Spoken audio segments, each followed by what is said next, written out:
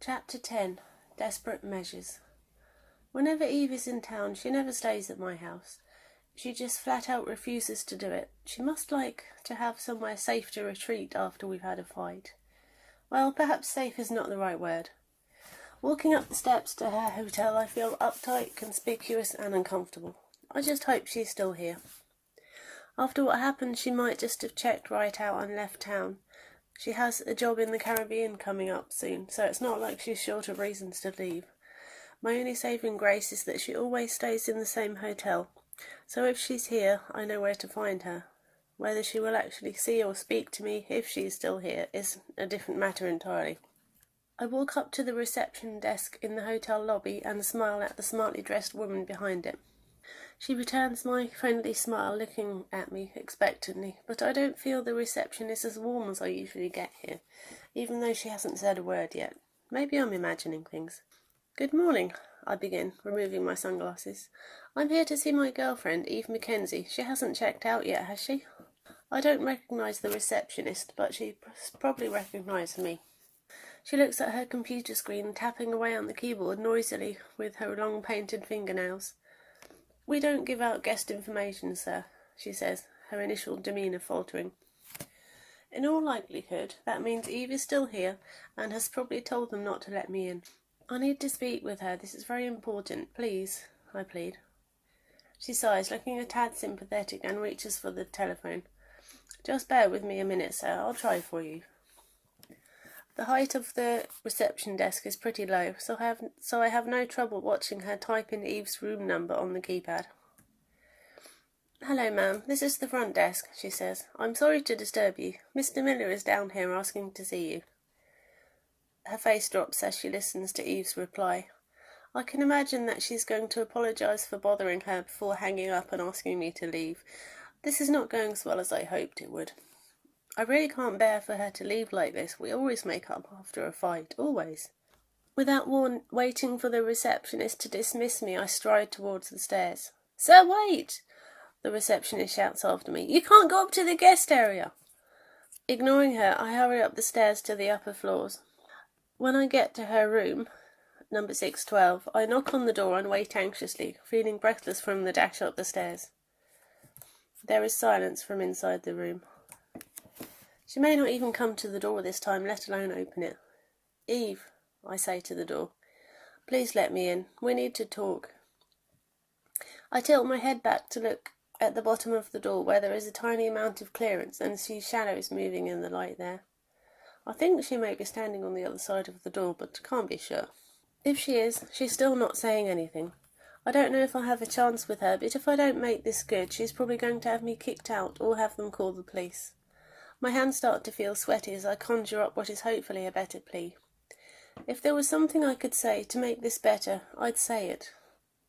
I lick my lips and glance at the peephole in the door, but no words can undo the damage I did. I know that.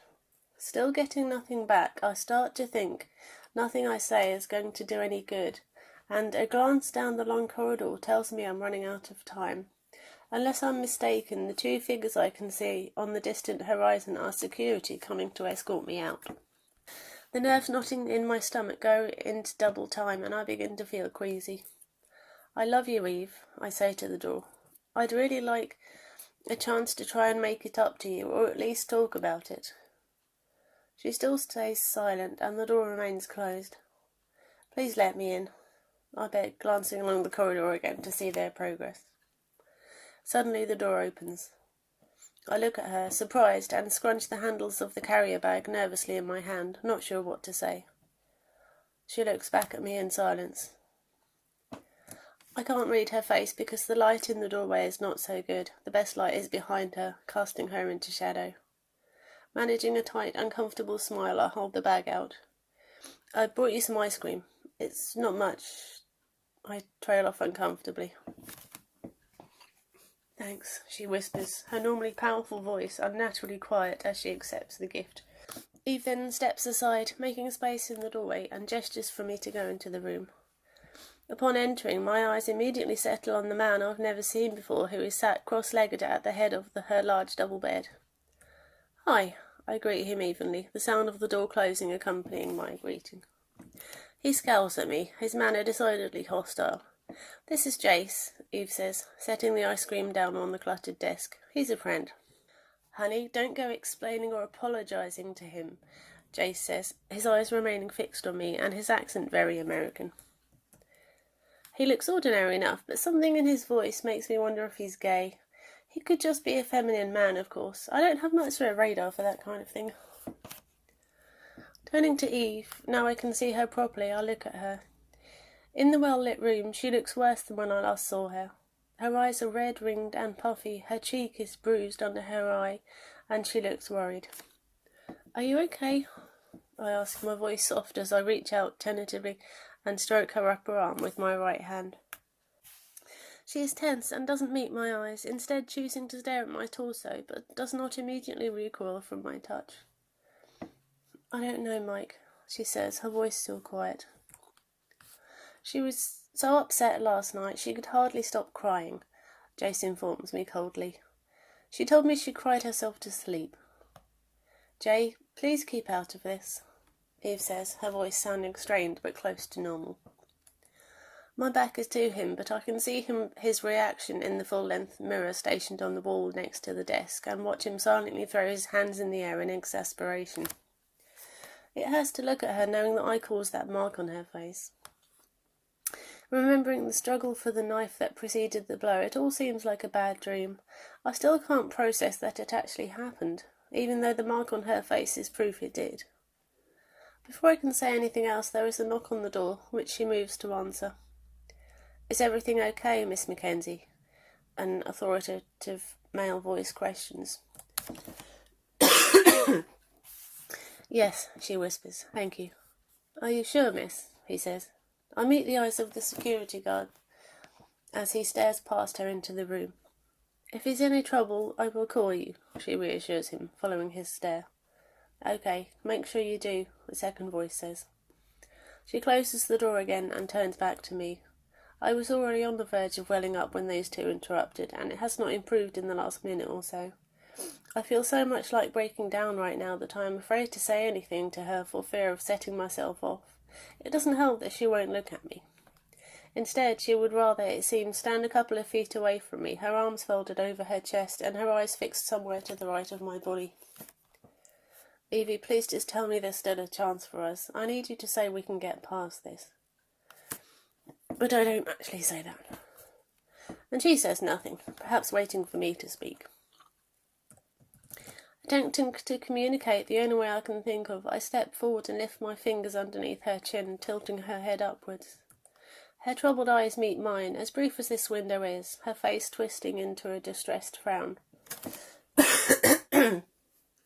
Emotion has sealed up my throat, and I feel unable to talk, even if I could think of something worthy to say. Eve only stares back into my eyes for a second, and then drops her gaze, her face twisting down again, away from my hand. Passing my tongue nervously over my lips, I lower them onto the top of the still upturned cheek and plant a soft kiss on the bruise. "No," she says, twisting away and turning her back on me. "Don't." "I'm sorry. I don't know what to do to make it better," I whisper, finding my tongue. My voice is now hoarse. "There isn't much you can do," she says, her voice remaining unnaturally quiet. I can see that she is hugging herself. "Dude, there is no making this better," Jace interjects coldly. "Mackie, why don't you just tell him where to go? You can do better than this, loser. You know you can." I notice Eve turn her head to look at him as I turn to glare. Jace simply holds up his hands, the look on his face almost apologetic as he meets her stare. "I don't remember asking for your opinion," I remark angrily. I already don't like this guy. The cold, unforgiving expression returns as Jace turns his attention back to me. "You want to know what I think? I'll be happy to show you. Just let me know when you want to step outside." This almost makes me laugh. I can't believe he's considering fighting me. I know which of us is more likely to win, unless he has some muscles or a knuckle duster in his back pocket. Eve clears her throat loudly. "So is that it, Mike?" "I don't want to make you meaningless promises, Eve, but I will never raise my hand to you again," I say. Jace scoffs but keeps quiet aside from that. I closed my eyes for a moment, managing to ignore him. Guarantee that, can you? Eve says, doubt clear in her tone. Yes, I say, sounding as sure as I feel about it. God, yes. If I ever did anything like that again. I trail off, not sure how to finish the sentence. During the moment's silence, she actually turns around and looks at me in the face. Well, I don't know what I'd do, but the self-loathing I'd feel would excel what I feel right now. I didn't think I could hate myself any more than I do at the moment, so that's really saying something. She continues to bite her tongue. It's most unlike Eve not to yell her thoughts at me. This is really pathetic, Jace sighs, frowning at me. I scowl at his reflection in the mirror, really wishing he'd get lost. It's super annoying having him sat there glaring at me, tutting, sighing, rolling his eyes, and just generally waiting for an excuse to put me down. He's the most irritating guy I've met all week. I don't know if I can listen to this anymore, Mackie, he goes on. I really hate to do this, but would you be okay on your own with him if I leave? I don't like what you're implying, I say tightly as I move round the bed. Jace gets to his feet, glaring back at me. Well, out of the two of us, I'm the only one with no history of beating women, so obviously she's safer with me. How dare you? I say, clenching my fists tightly. She's my girlfriend. I won't have some fairy telling me she's not safe in my company. I sound like a homophobe, but I'm not. I just don't like the guy. If he is in fact gay, it's an easy insult. What do you call me? Jace gasps, fury rippling through him. We both start as the sound of something shattering against a wall suddenly reverberates around the room. Will both of you just get out? Eve rasps, her eyes flitting between our surprised faces. But Eve, we're not finished, I protest. I have something I need to tell you. Honey, you can't throw me out, Jace argues. You might need my protection. Eve steps between us, meeting Jace's eyes and clasps both of his hands in her own. Jay, I'll be fine. I can take care of myself. You were leaving anyway, I point out. Jace glares at me over her shoulder coldly. Only if she feels safe enough without me. Well, by all means, stick around a bit longer so you can comfort her with more of your annoyingly patronising ways. It's just what she needs. But I don't actually say anything. His eyebrows pull down a little harder over his eyes as they narrow and his jaw flexes angrily. I didn't say that out loud, did I? Okay, he says, after a moment of silence, and embraces her, while staring daggers at me, if you're sure. When she steps aside, he closes the distance between us, his expression stern and unforgiving. You touch her again, Miller, and you'll find yourself on the receiving end of an ass-whooping, he growls, sounding more masculine than ever, while glaring at me in a threatening way. It may involve broken bones. He then marches from the room without asking me if I understand. I have to refrain from saying anything further so we can finally get rid of him, but it's not easy. Eve, I know he's your friend, but if I see that jerk again, I may have to hit him, I think. No sooner has the door closed behind him than Eve delivers a hard, stinging slap to my face. I grind my teeth together and turn my attention to her, hoping she's not going to beat me. I did not see that coming at all. I hate you, she screams. It's like she's suddenly found her voice and is no longer afraid. There are tears streaming down her face, and she sounds very much like a theatrical banshee. I don't know if she's more hurt than angry, or just reacting the best way she knows how. She delivers a powerful punch to my abdomen, leaving me coughing involuntarily and feeling winded. Suddenly I wish with all my might that Jace would come back. It seems he was probably the only thing preventing her from doing this the moment she opened the door to me.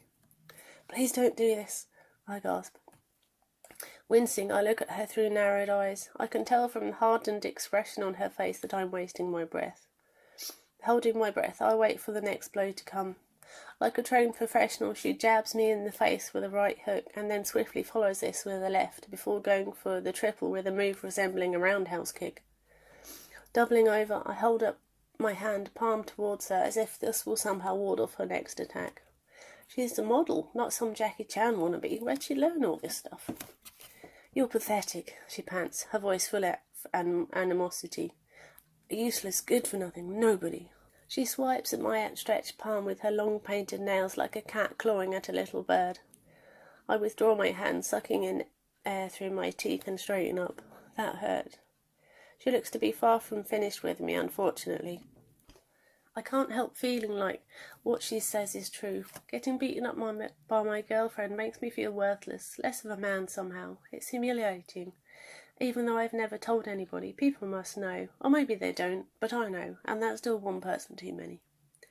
I just take it, not knowing what else to do. So does this mean she's not actually scared of me? Or maybe she is, and this is her way of getting the upper hand again. Beat me and I'm less capable.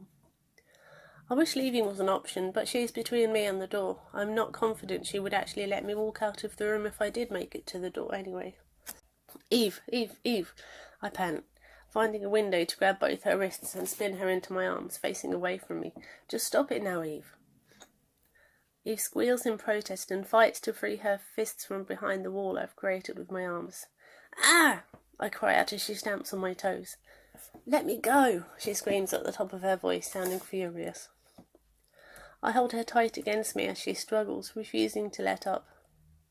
Just calm down and I'll think about it, I say, sounding as breathless as I feel. No, she screeches. Let me go now or I'll start screaming. I came to talk, Evie, not go 10 rounds with you. I don't care what else you have to say. There is nothing to talk about, she shouts, still fighting against my hold on her. You've got 10 seconds to let me go. I manage to move one hand up and cover her mouth without releasing her arms, which is quite a feat in itself. It feels like I'm trying to wrestle a tiger. She tries to scream, but it comes out muffled. My hand is tight enough on her mouth to stifle her screams and prevent her from biting me, but not tight enough to hurt, I hope.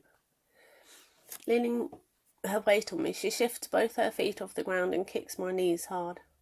Luckily for me, she has bare feet. I don't even want to think about what it would be like doing this with her when her feet are armed with those stilettos she likes to wear. All the same, her kick is hard and unexpected enough to throw me off balance, and we pitch forward onto the floor. There isn't time to react and attempt to save myself at all. Stabbing pain glows in the back of my hand and wrist after I land on them, and she moans something unintelligible into my hand whilst I fight to extract it from in front of her face. Get off me, you're hurting me, she protests, sounding more hurt now and not angry at all. I push myself up and sit on the floor next to her, rubbing my sore wrist. It's your own fault, I grumble, feeling unsympathetic. You stupid woman. She sits up and glares at me over her hands, which she is holding over her lower face. I watch her pull her hands away and look into them. Her nose is bleeding. I can really tell you care so much, she pouts, returning her hands to her face, her voice wobbling tearfully. It's heartwarming, Mike. I grit my teeth and roll my eyes towards the ceiling. It's not broken, is it? I say cautiously. I have to ask, even though I seriously doubt that is the case. If it was, she would be crying uncontrollably in agony, and her nose would probably be bleeding way more heavily too. Eve gets to her feet and plucks a bunch of tissues out of the box on the desk. If there's any lasting or visual damage, guess who's going to get the blame for this, I think. What's the matter? She questions snidely if she knows what I'm thinking, and holds the bunch of tissues under her nose. Afraid people are going to say you did this. I stand up and meet her eyes as she glances my way.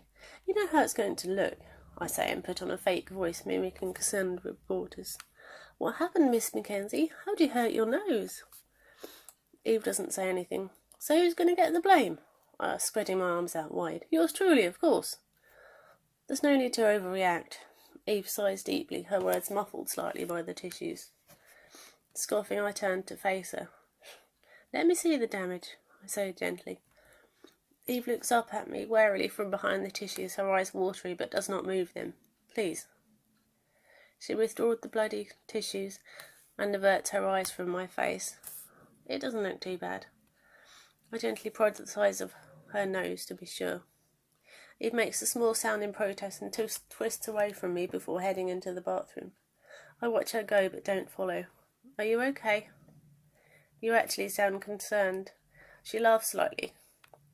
The sound of running water accompanies her words, and in contradiction with her amusement, she sounds on the verge of tears again. Okay, whatever. Looking curiously around the hotel room, an open magazine catches my eye, and I lift it out from under where it lies on the floor beneath her discarded nightdress.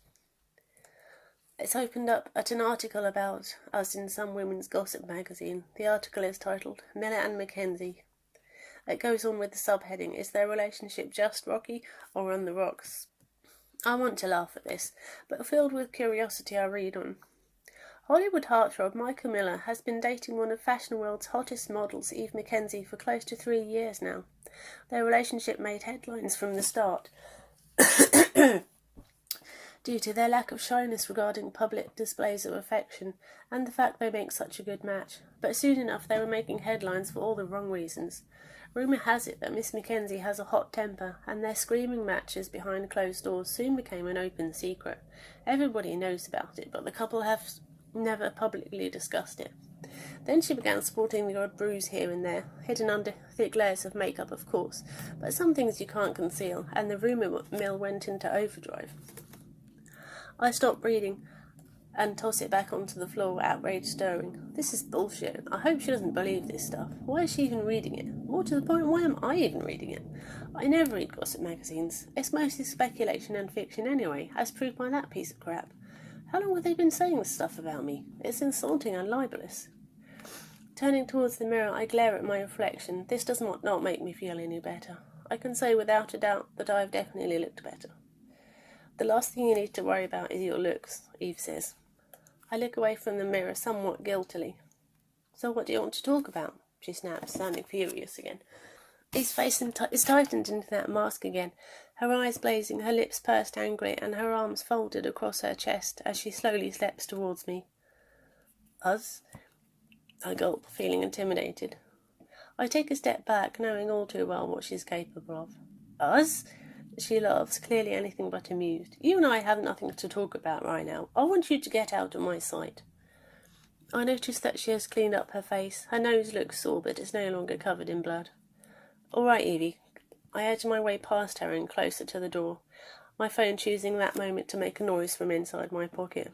I'm leaving, okay? That's right, go crawling back to your other woman, she hisses, still glaring at me. That's ridiculous. You know full well I don't have any other women, I sigh, irritated. Come on, give me a break. I can see the moment she loses her cool as her face changes and she reaches for the nearest thing, which happened to be a vase on the end of the desk, and hurls it across the room in my direction. Seeing the danger, I duck out of the way and it sails over my head. Don't give me that, she screams at me, the vase shattering against the back of the door. That slut spent the night with you, and it doesn't take Einstein to figure out what the two of you were doing. There's obviously no talking to her. I guess it was a mistake coming here. What was I thinking?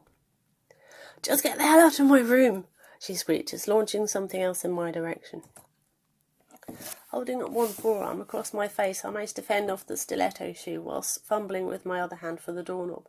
I surrender, Eve, I cry, twisting the handle and yanking the door open, afraid to turn my back on her. Stop, I'm going. I watch her lift a ceramic statue from the dresser and can't close the door quick enough. The statue is already flying through the air before I slam the door, and the sound of it smashing against the other side penetrates the wood. I stand in the corridor with my back against the opposite door, panting for a moment, taking time to catch my breath. She's crazy. She's totally and utterly crazy. There's no other explanation for it. Afraid she will check to make sure I'm gone or just open the door, I move along. My phone goes again and I get it out to look, glancing down the corridor.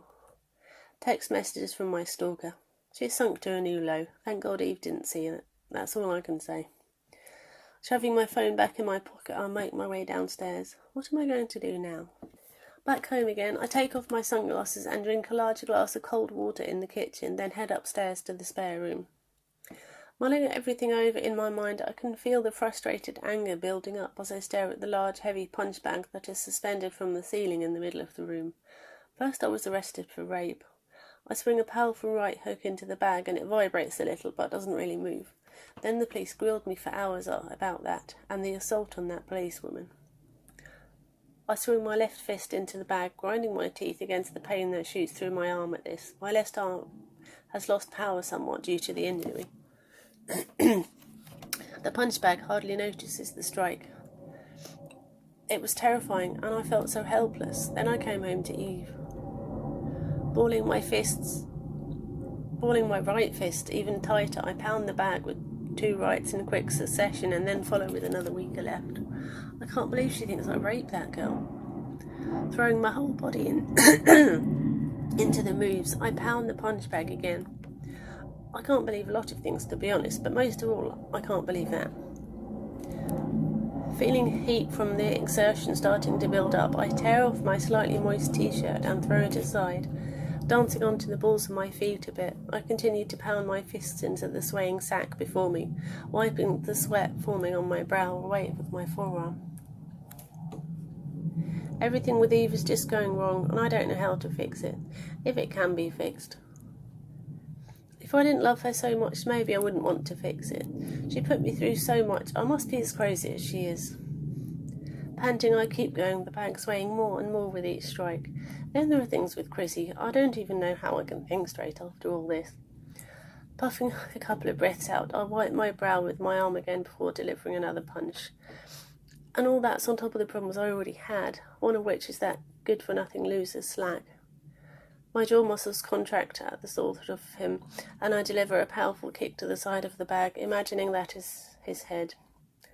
I really don't know what I'm going to do about him. There's a road I've been thinking of taking, but it seems a bit extreme and risky. Once I start down that road, there's no going back. There's no going back.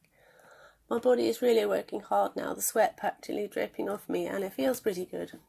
The silver lining, if you can call it that, is that all these things have overshadowed my stalker.